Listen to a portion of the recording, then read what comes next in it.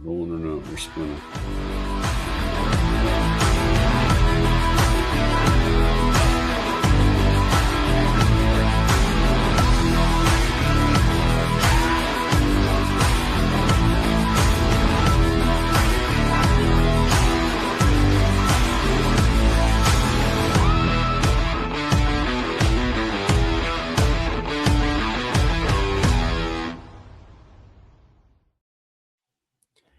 All right.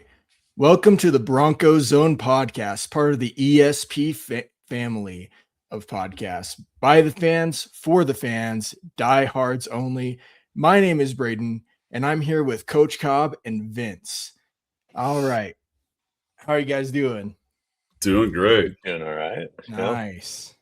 Doing great. Excited to get this season up and rolling, man. Excited for minicamp next week. That is for sure. Absolutely. Yeah, I was looking at tickets on sale for games. Just I'm excited for August, especially with those half price tickets and trying to get into some training camps here pretty soon, hopefully. Yeah. No, seeing all those national games we got this year. Oh man, that couldn't be more exciting, especially the teams we're playing. That's what's really, to me, is exciting. I was sitting there trying to think last time that the Rams even played the Broncos here in Mile High. It's been a hot minute, and so that's what I'm definitely looking forward to seeing. Definitely. Well, you got some trivia here for us, right? I do. I got one for you. We're going to start with the Bronco. I'm going to give you the Bronco right off the bat. I'm looking for two guys not with the Broncos in this one. Receiver Rod Smith, we all know, number 80. His win-loss record while he played was 111-59 during his time with the Broncos. 12 playoff starts, 2 Super Bowl rings. Who are the 2 all-pro players, all-everything players that sit with a worse record at wide receiver than Rod Smith? So these would be on pretty bad teams. 2 players that did not play for the Broncos, but are everything, all-time great players. And you're saying they didn't play with the Broncos? Never played with the Broncos, but they are easily recognizable. 2 of the best wide receivers to ever play in the NFL. Like Calvin Johnson's got to be on there. I mean, he was all pro everything, and he was on some horrible teams. Right, and that's where that win-loss is the tough one. That's the bummer part, because he had great stats, like you said, Vince, but was not in that win-loss column. I want to say maybe Randy Moss when he was on the Titans or the Raiders. Yep, Randy Moss is one. He had 112-96 with 15 playoff starts, no Super Bowls. Yeah, and then my next guess would be what's his face? Jerry Rice, potentially on Seahawks. I don't know. And that's what. And this is an overall. This is an overall record on it. Okay, not just on a team. Right, not just on a team. Yep, their win-loss record during their career. Sorry, I should have put it as during their career. No, yeah, you're good. I was like, it should be Jerry Rice then, because even when he went to the Raiders, they were playoff teams. Right, and that's unfortunately it's not. But Vince, you're going down the right road of thinking about players, not Jerry Rice. Tim Brown? It can't be Tim Brown. Nope, wasn't Tim Brown. Okay, but you're going the right direction, not with the team that Rice was with. I'll throw that Terrell Owens. Yep, Terrell Owens. 124-89, again, 12 playoff starts, no Super Bowl rings. So it just goes again, when they sat there and talked about Elway and who, they said a lot for a long time that Elway never got those Super Bowls, whether or not he makes the Hall of Fame. Maybe he does, maybe he doesn't. Hard to believe. But certainly look at a guy like Terrell Owens and Randy Moss, and it's like 2 of the all-time greats both have their yellow jacket Where's Rod's? You know, it's got to be there. And I looked at his stats last night. He's 40th in receiving yards. You know, of course, going through, and it's hard because, you know, Rod Smith didn't play. I mean, he played with Elway for his, you know, good chunk of his career, but the guys like Jake Plummer, who was thrown for 4,000 yards, and some of those other guys, you know, you really would have thought that that would have really taken off. But for a guy who wasn't even starting, he didn't even start off playing wide receiver to start his career. It's pretty amazing how well he finished up with that for sure. So, yeah, just thought I'd kind of throw in. We threw in the Bronco one, but I kind of wanted to give it a little bit different flavor tonight on that one. But it's just amazing to sit there and think about those two guys and no Super Bowls between the two of them. And Randy was so close. I think he, with the Patriots that one year, they were one loss. And that was the one that was in the Super Bowl to the Giants. So, yeah. Well, you just got to think about, you know, the years on the Vikings. Yeah, they went to some playoffs with him and Chris Carter on the other side, Dante Culpepper, you know, really fun teams. But, you know, then you look at the Raiders and the Titans and, you know, it wasn't great. So, I definitely was, you know. Yeah. I thought about, just for the heck of it, kind of throw a twist in, because unfortunately, as much as I hate to say it, it was tough to see Jerry Rice go down that way. But to see him come here and last for the preseason, that's my closest. Well, you know, if you look at wide receivers, that was my close to greatness, is having him go right up over the top of us when we're sitting on the berm out there at Broncos practice, and almost ran us over as he came up. But I also remember that practice and seeing him just not be able to get there. And it's one of those, it's hard to see those guys when they don't know. You know, I mean,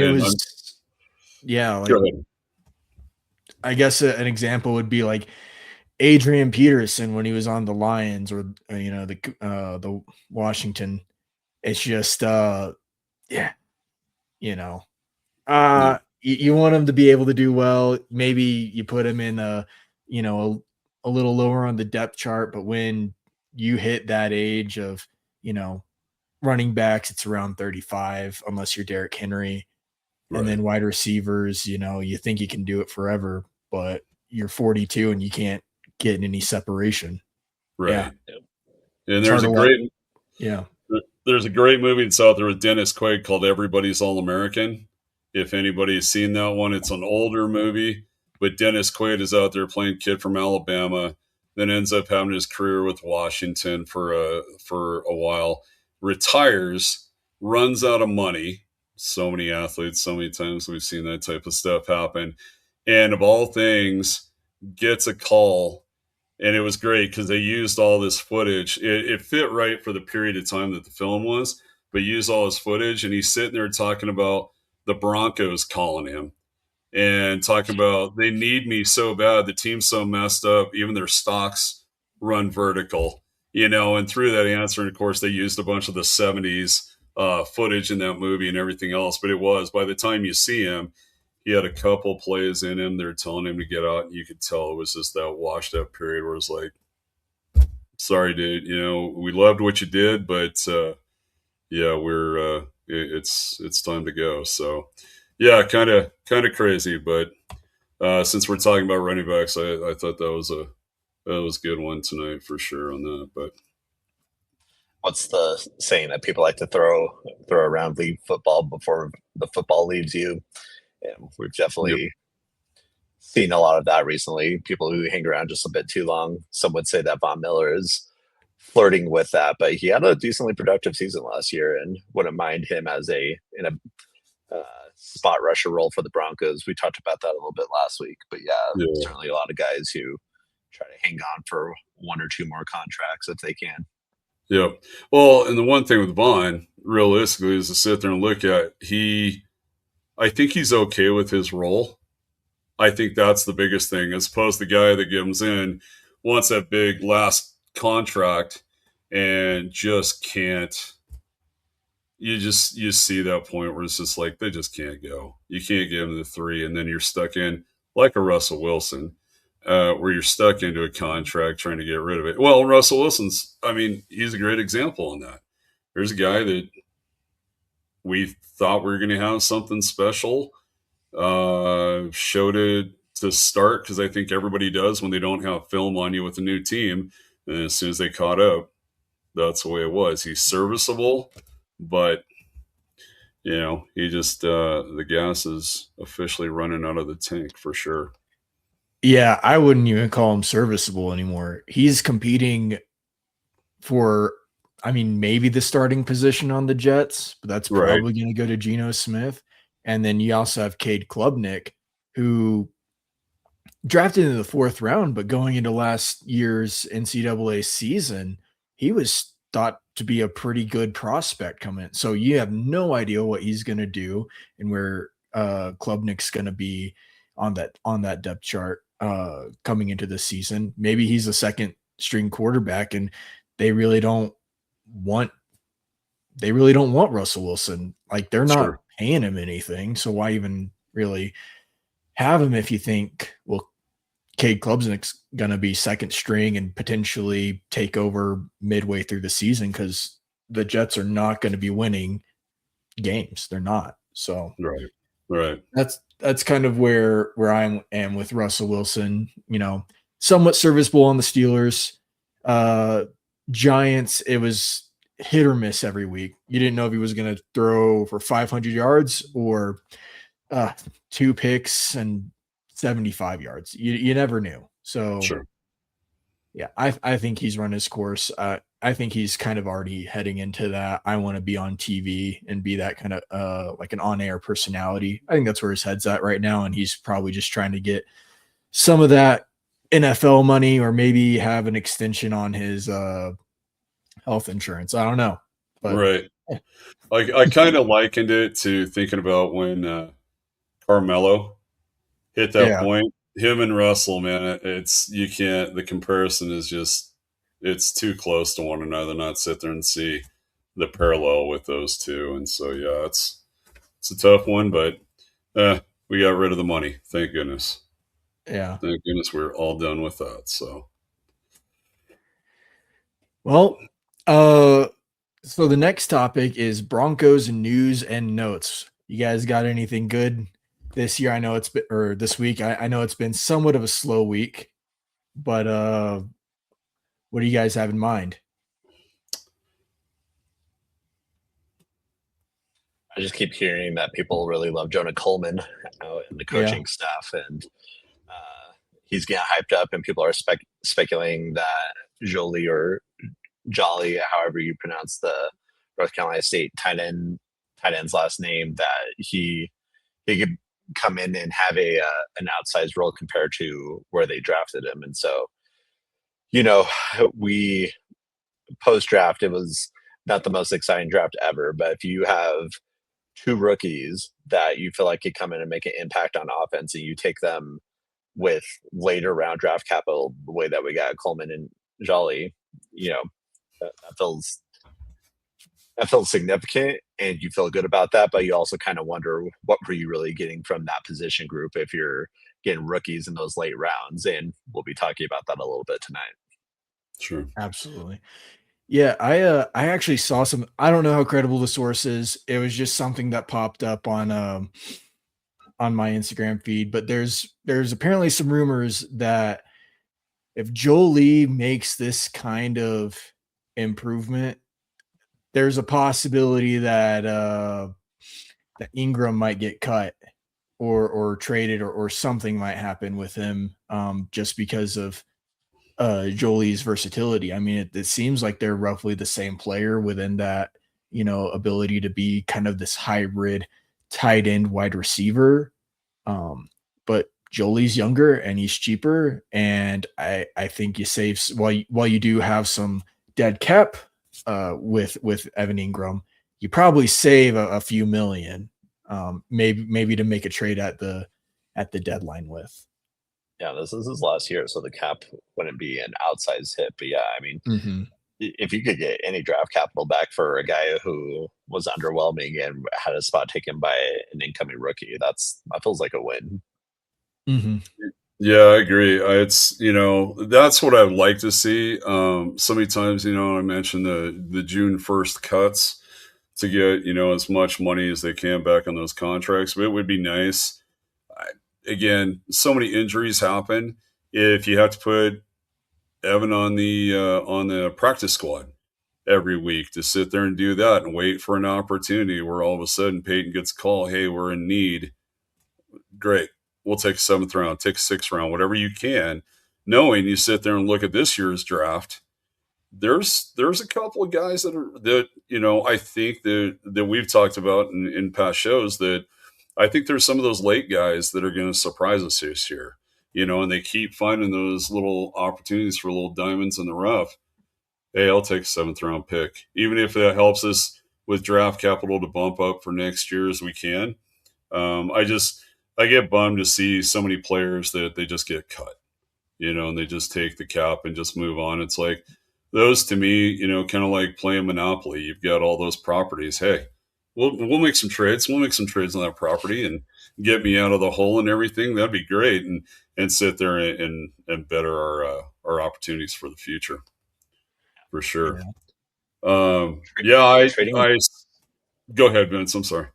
Sorry, I was just going to quickly say trading in the NFL just feels so drastically different than any other sport because I think, always go back to the AJ Brown trade where they got nothing for him, but then you randomly will see these teams that pay an arm and a leg for a player that seems past their prime. And so it just, compared to other sports, it feels like the trade market in the NFL is far more, I'll say, volatile. Sure. Yeah. I mean, you get a team like the Broncos, I don't think we traded a whole lot for Evan Engram. But we were kind of feeling like, hey, we're a tight end short of having this really good secure pass game for Bo Nix. Tight end has been, kind of similar to a running back in the passing game. He's, that security blanket. So who is going to be that security blanket for Bo Nix? And that was supposed to be Evan Engram. So you're willing to maybe give up a 3rd or 2nd round pick for someone who's a little past their prime, maybe has a little bit of an injury history, just to give that security to the quarterback, to a young quarterback. I don't think it's really worked out so far. I think he's yeah. I think he might be a part of those June 1st cuts, but right. We'll just have to see. It's very hard to tell because you still see him make a catch and he runs for another 30 yards and you go, he's still got something. So maybe it's a Davis Webb thing now where we just target him. Sure. Yeah, I sit there and look at, these guys still have, they still have that name recognition. And you look at David Njoku that went and signed with the Chargers. To me, it's another Evan Engram guy. He is looking for that last one. He's going to get that last pay. I just think with what the Broncos have brought in this year, now looking at this young group, I'm continuing to hear the names of all these tight ends that they have brought in. And it's hard enough to figure out. I see, in some regards, I see what Sean is doing in trying to get some of these guys. Can also be a possible fullback, could be an extra tackle, could be some of that stuff that they move over. And I just don't, I'm starting to believe anymore that Evan's not that guy anymore. He's a guy that you send down the middle, and that's really about it. Or send on the quick out every once in a while. Or on the screen, but I just don't see him as that. I don't know. That's a crowded room. That is a very, very crowded room, almost as much as the wide receivers. And I just don't see where a guy like Evan Engram even fits in that area anymore, to be honest. Yeah. Well, the rumor is Loner has even looked good. We don't know just how true that is, but it just, yeah. It's hard to envision Engram making it through the whole season on the Broncos right now. Right. I hope Loner ends up being just, even if he's a tight end 2 in the next year or two, I think that's a huge success for him, being that big of a player for jump balls, but also blocking, because you, as a tight end, you're put in a very difficult decision or position where they go, guess you're blocking Myles Garrett this week. And and to have that size, to be 6'8", he may not be that quick, and he may not be, super effective at blocking guys like that, like a Joey Bosa or a Nick Bosa or a Nick Benito, even though he'll never have to block him in a game. He's a big body, and he's probably really heavy, and he can give you that little extra second, especially when I bet we see a lot of 13 technique this year, or where we have 3 tight ends on the line. I think we see a lot of that, especially with the size we have at the tight end position. Yeah. And what a great position to run out of, or to pass out of, excuse me, to sit there and give that and start being able to have 6'8" guy, some of those other guys that are there that you can sit there and attack the middle of the field off of that. Oh, that's a coach's dream right there, to be honest with you. If I can turn around and be able to get play action like we like out of Bo, and be able to get that look going and throw that thing downfield, oh, I'm loving that all day long. That's absolutely wonderful. So, yeah, the other guy, again, talking about late picks, is Dallin Bentley. Seventh round out of Utah. He's getting all kinds of things. I was just looking up his stats. He had 48 receptions for 620 yards and 6 touchdowns in 13 games for the Utes. So the kid is productive. Now it's just a matter of keeping him on the field. Obviously, in where Utah was at, I mean, I didn't watch a lot of Utah's game last year. But again, I mean, this is a kid that he's getting a lot of looks from Sean, and Sean's liking what he's seeing. So again, like I said, we got Jolly, we got Bentley, we got a couple other Loner. I don't see it. I don't see where that's going to end well, if you will, for Engram for sure. So the last few years, we've been pretty heavy on a few positions, but it seemed to have switched. So Bo's first year, we went heavy quarterback room, 3 quarterbacks on the roster. Last year, it seemed we were heavy running back room, where I think that might lighten up this year a bit. Maybe would it be that surprising if we go 4 tight ends? And maybe 5 as a no. I don't. It's not that. No, I don't. And that's the thing. I don't think so. If you sit there and look at the guys, think about the guys we were talking about a few weeks back, and talking about I'm trying to think of all the guys that we we had last year that we re-signed as 1-year deals. I just feel like that's, again, is that training camp guys, and Sean's got a plan. But there are also guys that, again, if the fullback ends up going down, knowing that Sean wants to run fullbacks out, then you do get that guy that's a tweener that can be back and forth between those two. That's the type of guy that's definitely going to solidify himself on the roster. So maybe like a Nate Adkins right there, because because you said it. I don't know our peak at the tight end position, but we have Lawner, we have Jolie, we still have Engram as of right now. We still got Adam Troutman. Yep, Troutman was the other guy I was thinking of. Yeah, and he signed a 3-year deal. He's making the team just because of money. Right.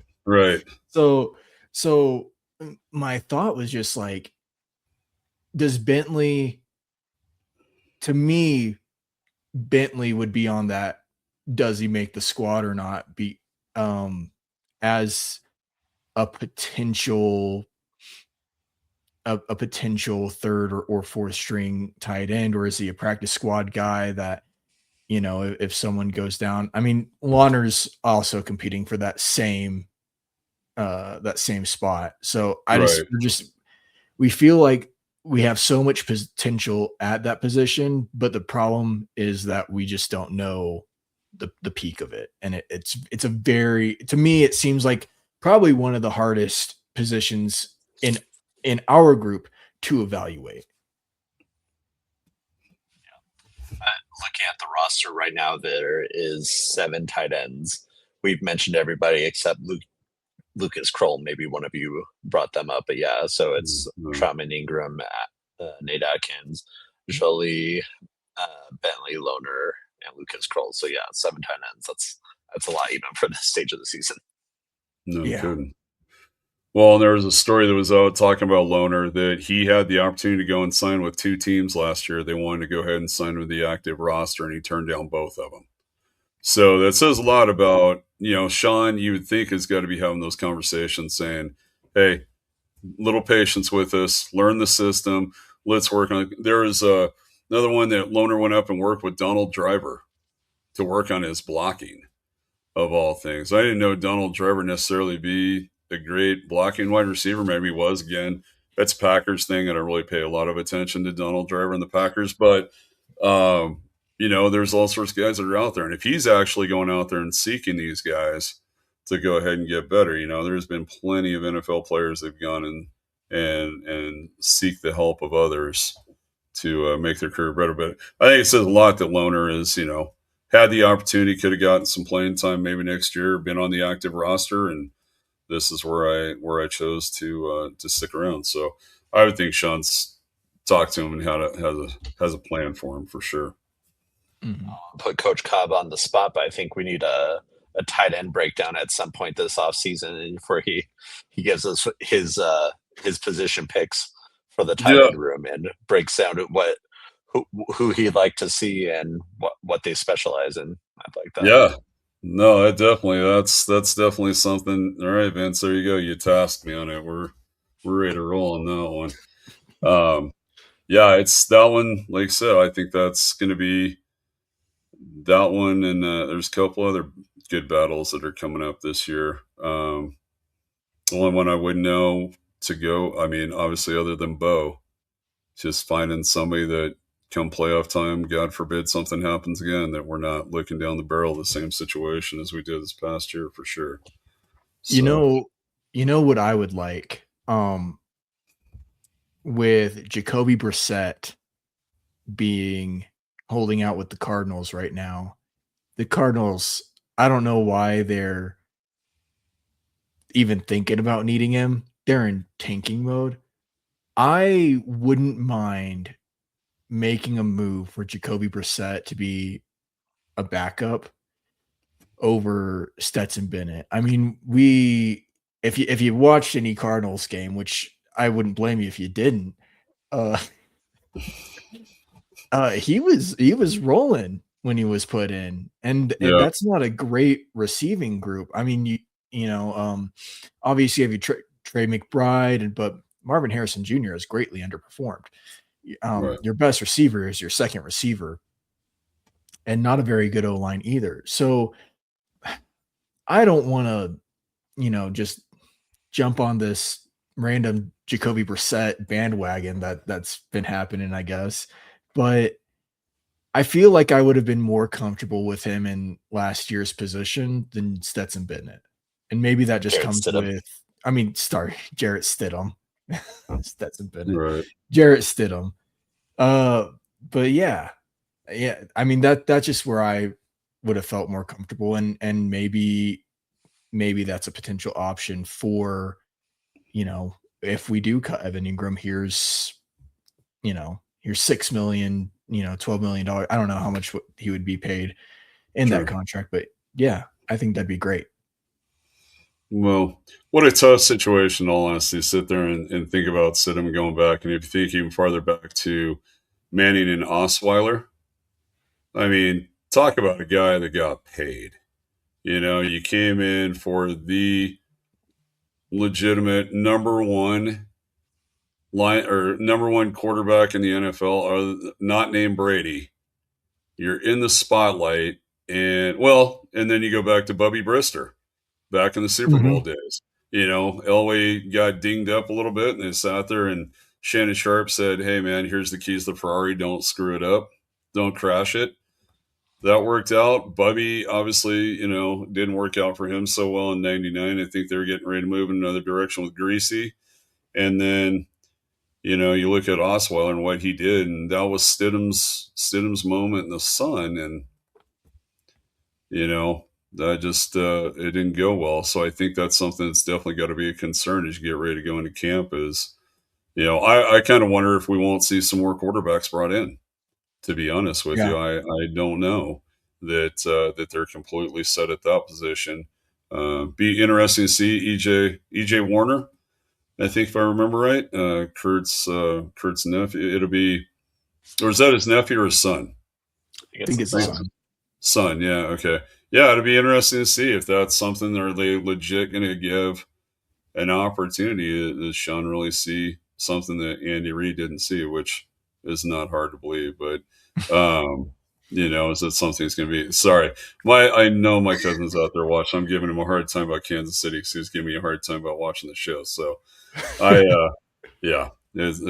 going to be a good season. So anyways, I think that's another one as we get ready for training camp, though. I think that's one that hasn't completely materialized. I think there's still some, and it could be a Jacoby Brissett. Is that somebody that you'd have in there to back up Bo?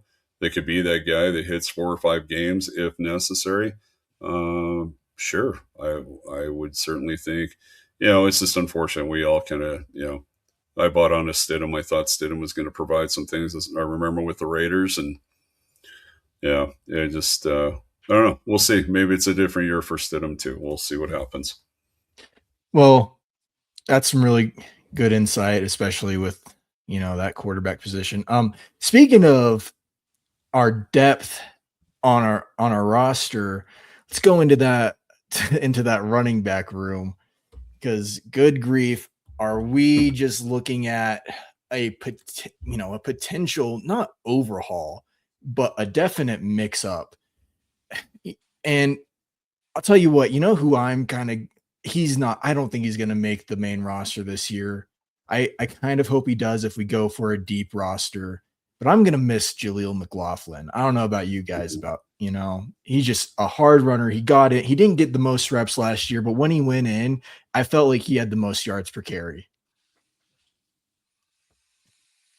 He was up there. Yeah. I think I was looking at it before the show, and I think he was at,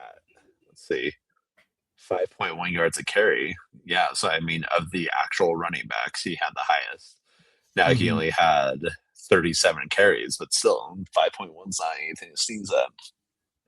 If you get 10 or more carries and you're averaging 5.1, I can appreciate that.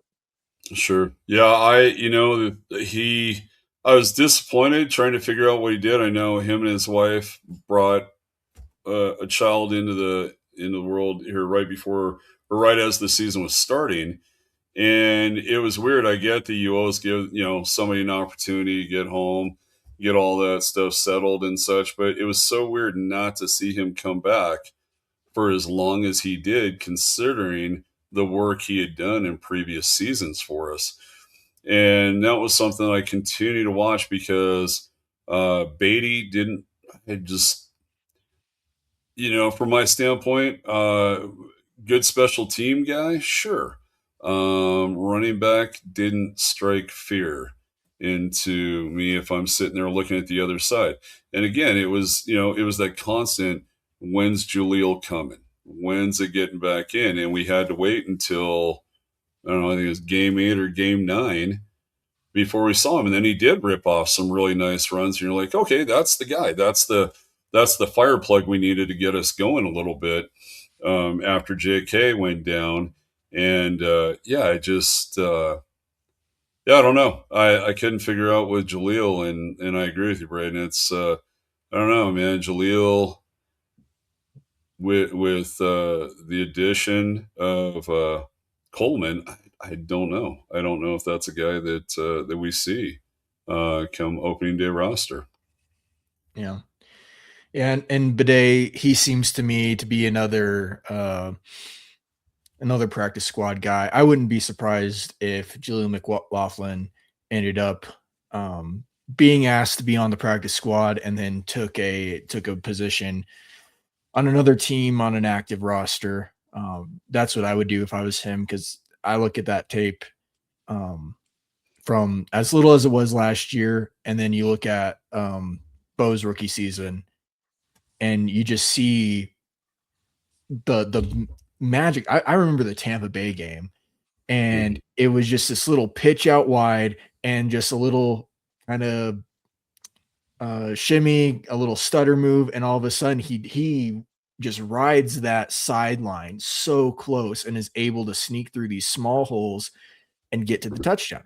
And to me, it's like, that's a guy that I would love to have on my roster if I'm any other team in the NFL, if I'm looking for a RB3,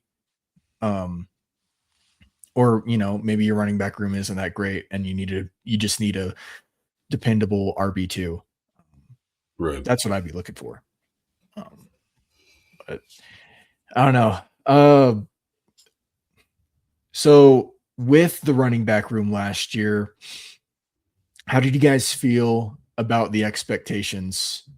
Kind of transitioning into this year. Like, obviously, I think we saw a lot of potential last year, but I don't know if, for your perspectives, if they actually met the expectations, especially, you know, talking about RJ Harvey and what he was brought in to do. Yeah, it's an interesting question. I mean, first things first, I mean, I go to J.K. Dobbins. He was added relatively late in the process for the Broncos roster, and for him to have clearly won the starting role going into the year and be as productive as he was through, what was it, the first 10 games before he got hurt. I mean, I would say he exceeded my expectations going into the season, because I didn't expect him to be on the roster until they added him late in the process, and then he looked good. And I mean, I have a friend, Alex, who is a Ravens fan, and they always seem to have running backs with health issues. The Baltimore Ravens do, and so when we got him, he's also a Broncos fan. He's kind of just like, he's a good running back, but I wouldn't expect him to make the season and make the whole season. And sure enough, that's exactly what happened with him. He's not really had one whole season through his career where he stayed on the field, but when he was on the field for us, he was productive. And I worry to think what the run game would have been without him in the early part of the season, because I don't think RJ Harvey was quite ready at that stage. So for RJ Harvey, I would say he exceeded my expectations while he was on the field. Yeah, you never quite understand. And again, I know that what we have to look at out of the running game comes from the Saints and Sean being blessed enough to have Kamara, and looking for the next one. Is that the next? Yeah, that's, is that the next one that we're going to be waiting on? RJ saw some good, strong things out of him, but I think that in some respects, he'll, now looking at RJ's role, almost reminded me more of like a Darren Sproles, a little bit bigger. I'd say a bigger version of Darren Sproles. The same kind of ability to catch out of the backfield. And I think that, as much as I hate to say it, obviously we always hope nobody goes down, and you want to sit there and ride your guy until the end for sure. I just don't know that, I think it's hard for running backs coming out of college to just be that guy, to just hand it off and go 4 yards, 5 yards, whatever the case may be. I think they were kind of hoping for that with RJ, but at the same time, if they would have gotten it, great. If they didn't, this is a guy that we're building for the future that can help us out to be able to do more things on this side of the ball. And now you sit there and look at Coleman and how much he's been talked about, looking like Dobbins, being able to run up the middle and stuff like that. Now you have that. Now you have that guy that's going to be able to get you those bursts. Again, going back to McLaughlin, it's such a bummer we had to wait until the end. But I sometimes wonder whether or not he ended up in somebody's doghouse, or what this situation ended, much like Philip Lindsay. You know, how do you get a guy that runs for 2,000, 1,000 yards each of his first 2 seasons, and then goes to the Colts and ends up in obscurity? So I think that for me, was it my expectations of what I expected out of the running back room? No, just from I didn't think RJ was going to be. I think he was going to be used a different way. But as we sat there and watched Dobbins go on and what with the ability that he was showing, RJ just wasn't there. Now, whether or not that changes, especially with a little competition from Coleman, that could look decidedly different this year, I think. Definitely. Well, I'd say for me, looking at J.K. Dobbins, if you told me that he was going to run really hard, score a lot of touchdowns, and then, get hurt about midway through the season, I'd say that probably met, I'd probably reach my expectations. Now, he probably, went above my expectations just on the 10 games, 700 yards. Right. With RJ Harvey, I had no idea what we were getting. UCF, he looked like a hard runner, but he's small, or at least smaller. But he's a pretty thick guy. He's got a great center of gravity. And I think you're spot on. He might not be as quick as Darren Sproles. I always kind of thought he looked to me like a poor man's Joseph Adai. Because I always thought of Joseph Adai as that kind of more of a pass catcher than just a in between the tackles runner. Sure. So because I didn't have any expectations, I guess he exceeded them. Especially some breakaway runs, especially the one against Jacksonville. I had the fortunate but unfortunate privilege of being at that game. And it was not pretty. But seeing that run, you see glimpses, but really my expectations of Coleman coming into this running back room is to somewhat be a bridge between the J.K. Dobbins style of running and the R.J. Harvey style of pass catching. Right.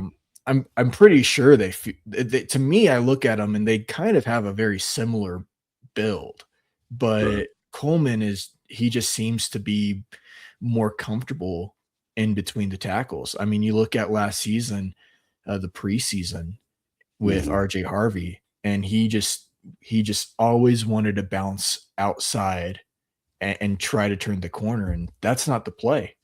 Right. And I think Coleman is much more comfortable trusting the guys up front and the fullback. Right.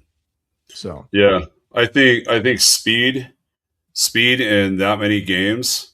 For running backs, again, the expectation, what is a true expectation for rookie running backs anymore? I just think that they get some run down and then they go out and, before they get drafted, they put on a couple pounds. There's things there that it's just a different beast than it has been in years, to see guys come in and be that 1A guy right off the bat. I don't know anymore with the expectations of running backs out of the NFL. I just don't think it's the same as, again, getting a guy like an Eric Dickerson, Marcus Allen, some of those guys that were very, very special. I think it takes a year or two. So I don't know. Maybe this is all of a sudden this year out of RJ, we see him just, and again, like I said, it's competition always breeds a little bit better expectations for sure. So that'll be a fun one to watch this year for sure. Yeah, I agree with you. Unless your name is Bijan Robinson, I think he's kind of the last one. Even with the Raiders draft pick last year, for some reason, yeah, he now mostly I blame the Raiders O-line for that. Their O-line was atrocious. He could not get past the -2 yards before getting hit. Right. So Ashton Genty, I don't blame him for not feeling like that immediate impact player. But they have an O-line this year, at least a few more pieces, it would seem. And so we'll see how that goes. Maybe they kind of take off running a little bit more, but we have a good O-line.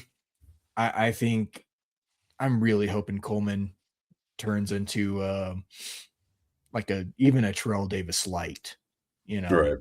Right. I think if he's 65%, 70% of Terrell Davis, what he was, I think that's a successful starting running back in the NFL. Yeah, I think looking at, and again, it's trying to figure out what part of that offense really means a lot to Sean as far as how much you would think after last season and looking at the pressure, again, put on Bo. You can't sit there and depend on Bo. And I don't mean this as a knock against Bo. I absolutely love Bo's game, but I would like to see that pressure taken off of him so that he can get downfield. Because I think any good quarterback worth his salt has to have a good running game. I think the offensive line, we talk about it a ton, but I haven't quite, to be honest with you, in games watched. I'm still, again, it'll be with Davis Webb. It's going to be an interesting look to see how much is that going to change from the usual offense that we're used to seeing with Sean Payton, at least here with the Broncos.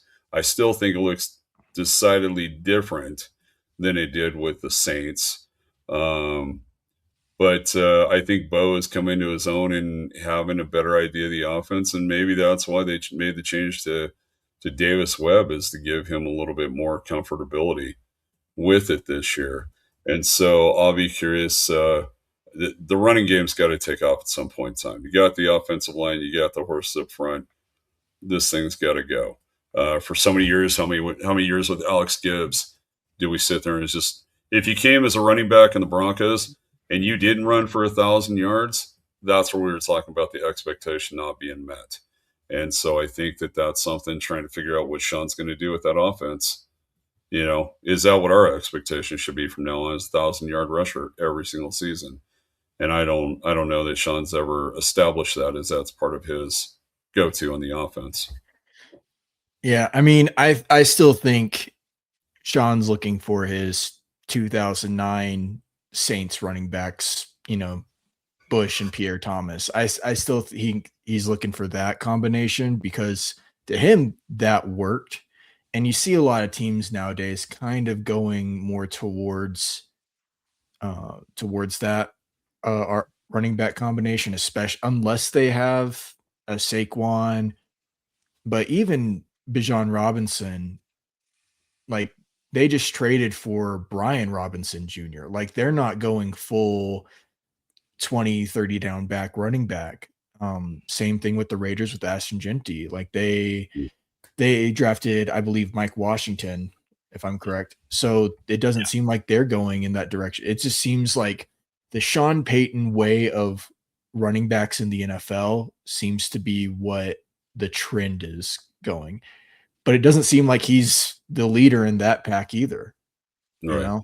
So you still need that dominant running back. It seems to at least take 15 carries a game. Right. And then be able to supplement. Right. But we don't have that guy. Right. And that's what, to sit there and think about the AFC West, just looking at it, you have your 4 quarterbacks, which everybody's well aware of on those 4.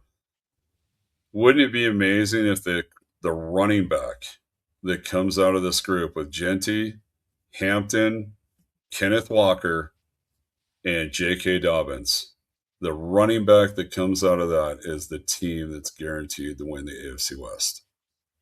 And right now, I wouldn't even know who to put my money on. That's the tough part on that.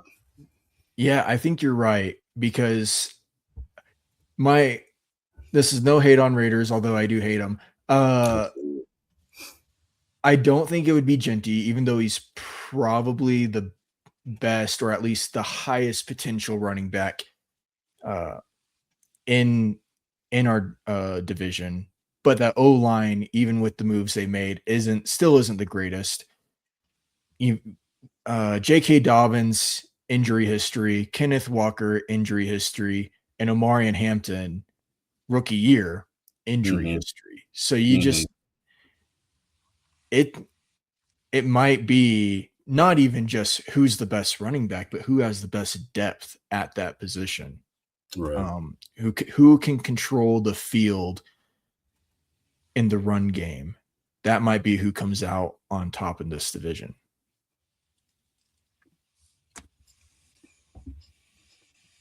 So yeah, no, I think it's a valid point. I mean, the Chiefs, they often seem to struggle with the run game until right around the playoffs. Obviously, they didn't get there last year, but it seemed like Isaiah Pacheco, the years that they won the Super Bowl, sort of hit his stride right at the beginning of the playoffs. And you look at the Seahawks last year, I mean, obviously Kenneth Walker cashed in on his Super Bowl performance by going to the Chiefs. But I mean, they had Charbonnet, who they leaned on heavily as well. And so teams with, to your point, Bradyn, with depth at running back, not just like the one super elite player, as amazing as Bijan Robinson is, they still had Tyler Algier, I forget how you say his name, even though he just moved on to the Cardinals, they still used him a ton in that backfield. And so it's nice to have that super elite player, but you also like to keep that guy around for, past his 30-year-old birthday expiration date that seems to be on running backs. And so they try to stretch them out, their careers out a little bit more by adding that depth piece. And as a whole, and I understand that, this might just be Homer goggles, but as a depth chart, I would feel okay taking the Broncos depth chart right now compared to the other rooms. I think the Chiefs would be up there but I like the Broncos overall depth so far. Yeah, there seems to be a lot of similarities, I'd say, in a lot of our skill position rooms. Outside of the recent move with Waddle, it didn't seem like we have this great overall talent at the tight end, the wide receiver, or the running back room. But we have, and this again, excluding Waddle, our team is made up a bunch of A- and B+ skill position players, with a lot of depth, where the drop off between those players isn't immense. And I think that while you say, oh, we didn't have this guy or we didn't have that guy, and maybe Waddle puts us over the top on that, I think that really did benefit us in the playoffs, especially teams like the Bills, who maybe had those top end players with, I believe, Joey Bosa, with, obviously Josh Allen, but they had some good, but you look at their running back room and it wasn't that deep. You look at their wide receiver room and you're like, Coleman, Shakir, they've added DJ Moore, but that still isn't, that adds to their depth. But you get what I'm saying. Like they had, maybe they had more top end talent, or maybe their depth wasn't where it needed to be. And that's where we took advantage with not overall talent, but immense depth. So, but injuries are a given in any professional sport, but especially the NFL. And I mean, we're all too familiar with that, as you two were talking earlier with Bo. And I mean, yeah, our starting running back, our starting backfield was not an AFC Championship game between Dobbins and Bo. And so, yeah, you want the depth as much as you can have it. We got a comment says, I'm more like A+ and A- players. Our team would have been in the Super Bowl, and that's the best you can do. I mean, I agree. I would struggle. I think our team was overall, an A to A+,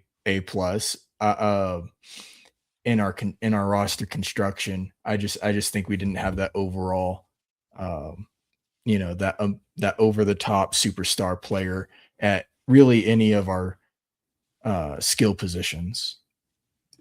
Right. I mean, there's only one time that I can remember in the Super Bowl history of my lifetime, where a backup quarterback leads the team, and that was with the Eagles and Nick Foles. And so, I mean, anytime you're going to be down your starting quarterback, it's going to be a significant hill to climb, and we were right there.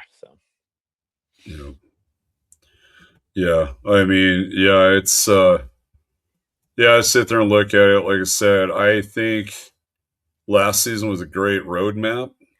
I think that there's even more to build on, and to sit there and think about the year that they had last year.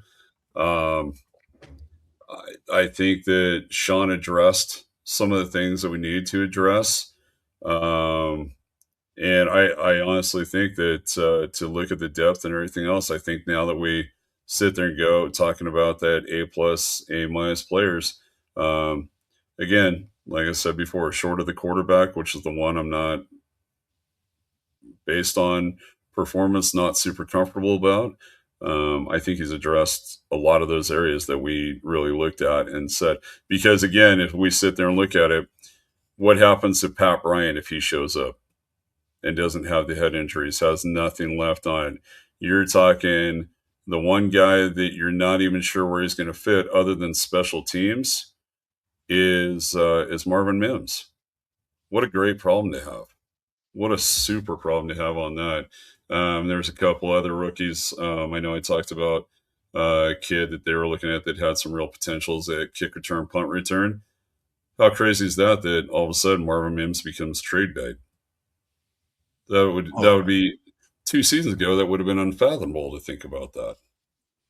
So, well, I know it's not worth having on a roster anymore, but I kind of miss the days of Eddie Royal, where you had that specialized punt returner.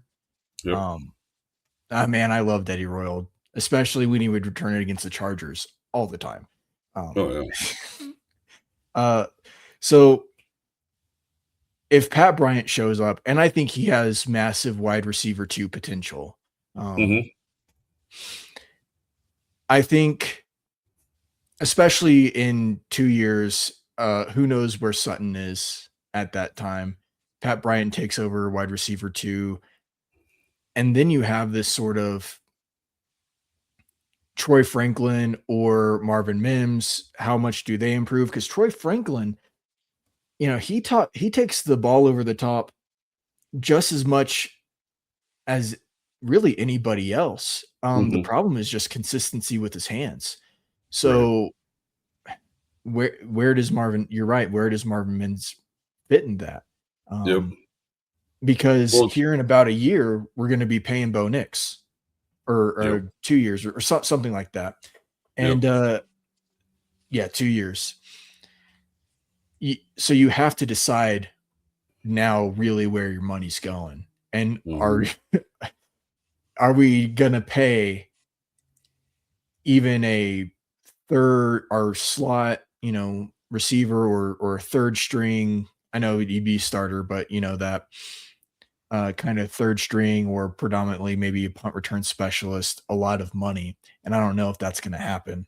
So maybe in a year we see Marvin Mims getting traded, getting a high value pick out of Marvin Mims.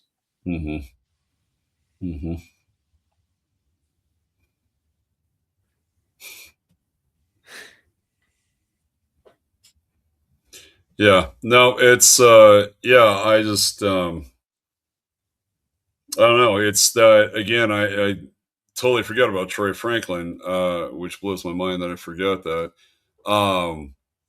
He just, again, as I sit there and break down, I sit there and look at all these positions that we're talking about. Are we going to be stronger in tight end than we were last year? 1,000%. Are we going to be stronger in the running back room? It's certainly pointing that way. And our wide receivers, when we talk about depth, we have more depth than we know what to do with. And that's where, again, it kind of makes me wonder: do we get some trades in there, get some guys and clean it out a little bit to make it a little more? Because I don't even know how many guys you can carry at the wide receiver on the practice squad. At some point in time, you can't carry all those guys at that one position. Like we talked about with the tight ends. What'd you say, Vince? We had 7? Yeah. Tight ends are on there? Oh, yeah. How are you going to carry all those guys? There's no way. And so I think that's kind of as we sit there and look at. But by the time you end up on those cut downs, they're going to be tough cut downs, but your depth should be pretty darn amazing. That's for sure. Absolutely. Well, unless you guys have anything else you want to say or any other news recently, you guys have ever said everything you need to say. Yeah. Hey man, let's go training camp. Let's get to it. Absolutely. Yeah. I am so excited for training camp, and I am so excited for this upcoming season. Give Bo all the depth he needs, all the weapons he needs, all the O-line protection. Yeah. I think this is going to be a difficult season because of the first place opponents. But I have a lot of hope and a lot of trust in this Sean Payton led team. For sure. The one thing I did forget to point out, and I apologize on this one on Coleman, I did see a story on him on Good Morning Football this past week, and I had absolutely no idea. Obviously, I felt really bad in seeing the highlights of him run against the Buffs. That one was a little bit hard. But the one thing I did not realize is he ended up – that's what I like that Sean is starting to get, is some of these guys are out there a little bit more than what they seem. He ended up graduating with his degree in education with a 3.9, walking out of there. And that's type of stuff, just to hear him, how articulate he is, talking about how when he was at Washington, he would go through and introduce himself to every single person in the media. And they said he's already done that here in Denver. And they said, why do you do that? He's like, because these guys got to report on me. I might as well get to know them. And, of course, maybe get a little bit lucky and get some better, get a little better press down the road as well if he's hitting the bumps and bruises there. So I think we got a good one. I think we got if he keeps on it like he is and he's used the way that I think they're going to do it, I think we got a good one coming up for sure. Yeah, I would love for him to hit it big. And I mean, yeah, I think we talked about this a few weeks ago. I think it's been since 2019 that we've had a 1,000-yard rusher. 1,000-yard rusher, it's not the most important thing. It's a bit of an arbitrary number, especially with 17 regular season games. Now, the biggest thing is, can the running game be effective? And we saw Dobbins be effective last year. We saw RJ Harvey show glimpses of effectiveness, especially in the pass game. I think he was great in the pass game. And you add Jonah Coleman in there, and I would hope that between those three, we have a more dynamic, consistent, productive run game. And I'm looking forward to see what that looks like. And you're talking about minicamp. I love the stories that come out of it, but biggest thing is, let's just stay healthy. I think that is the only thing that could derail us from making a serious run at a deep playoff push is health. And so let's just keep the players healthy through minicamp and training camp, and let things fall where they may with the tough schedule, but make the playoff push when it's time. Yeah. Yep. 100%. Bradyn, did you see that comment about Ehlinger? No. I mean, I've only seen him play at training camp and preseason. Yeah. So we'll find out, man. We'll see if he replaces Stiddy. That would be an interesting storyline for sure. He turns around and takes over. I think it was with the Colts, and I know he got a lot of good pub down there when he was with the Colts. So, yeah, we'll see. Next man up. Yeah, and much like Lawner, he was on the practice squad and chose to stay with the Broncos because he sees something with the vision with Sean Payton. Yep. So we definitely got some people buying into the system, that's for sure. Mm-hmm. Payton seems to build a good relationship with the backup quarterbacks, because he did that with Stidham behind Russell Wilson and really spoke highly of Stidham going into the playoff game. And no, that was not his one shining moment, but I do think it could have been worse. I realize it wasn't great, but I do think it could have been worse. But yeah, Payton seems to go out of his way to develop a relationship with his backup quarterbacks, which I'm not sure I can recall another head coach that seems to do that quite the way Sean Payton does, which is interesting. Yeah. The only other one I've seen be Reeves and Shanahan. So they found a heck of a one with some guy named Kubiak, that's for sure. So that worked out pretty well for us 3 times over. I'll take it. Yeah. So definitely. Yeah. All right. Well, I think we covered a lot today, especially with a lack of, information throughout the week and news week. I think next week we'll probably have, or, throughout this week, maybe some more news, some interesting stuff with training camp and all that good stuff coming up here pretty soon. But thank you all for watching. We will see you next Tuesday at 7 p.m. Mountain Standard Time. Thank you guys for watching. Thanks, guys.